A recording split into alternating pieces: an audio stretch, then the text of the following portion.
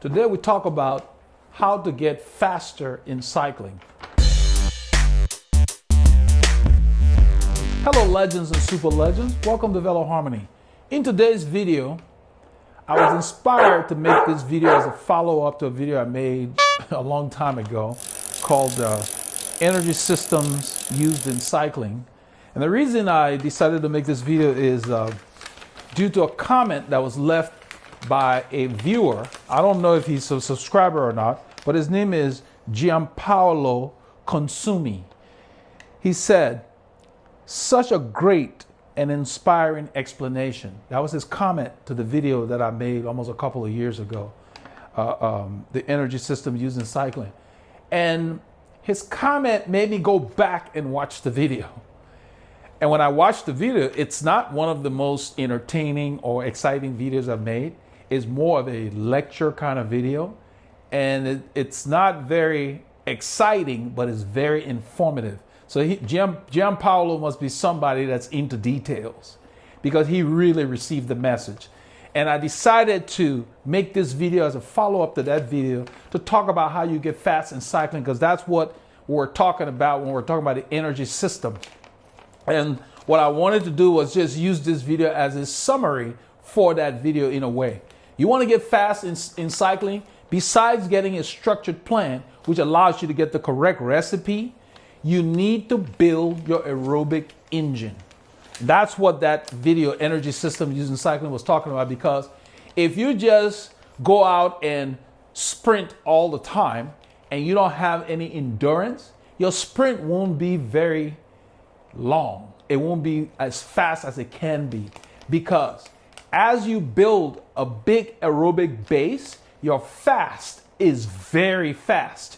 You guys see people we ride with that they may go for a little while and then they pull and then all of a sudden they get dropped. Not only do they not know their limitations, they don't have any endurance. They can't last. You need, to be able to pace yourself, you need to ride. That's when we say ride lots, that's what we mean. We don't mean just go out there and ride. You need to ride in the correct zones. You need to tap into the correct systems that I talked about in that video that Gianpaolo really received very well. What I'm getting at is you can ride every day of the week, but if you don't hit the right zones and the right systems, you won't improve as well as somebody who has focus. And what I mean by that is cycling is a sport where you can cheat. You can have the wind behind you and you're rolling along and you're in zone one. And if you don't tap into the correct systems, then you don't build the kind of endurance that you may need for whatever event you're training for.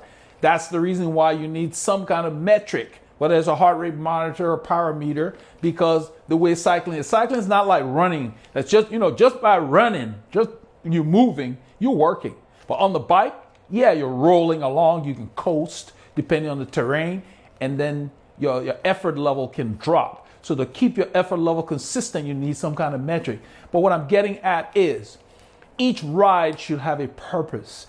Each ride should have the correct mix, the correct effort, so that you can ride for less time and make big gains versus someone who's out there, doesn't know what they're doing, not training, riding for hours on end. You can improve more. You can ride an hour and a half and do more than somebody who's doing 3 hours the wrong way.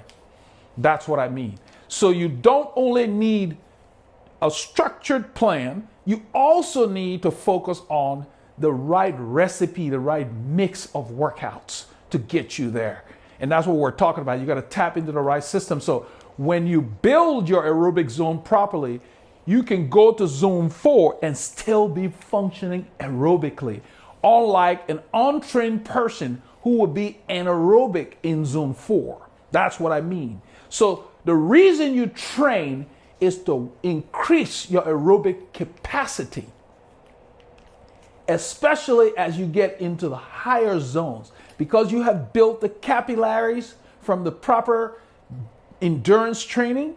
You use those capillaries to be able to go fast longer.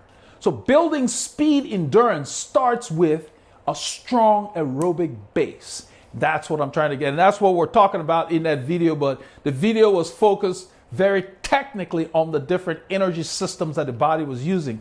So it needed somebody who was patient to watch the video, because it's a long video, and receive all that information. And that's why I made this as a follow-up, and I will put the link to the video here for those of you who want to go back, because I will put another link that takes you to the blog that I wrote with the different zones and the energy systems on the website for those of you who want to delve even deeper.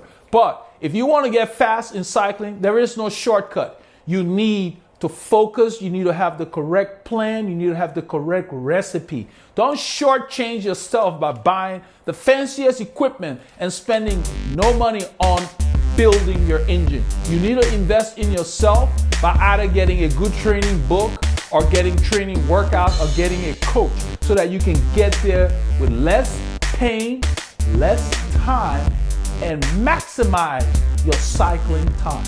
To that effect, make sure you keep getting your K's in.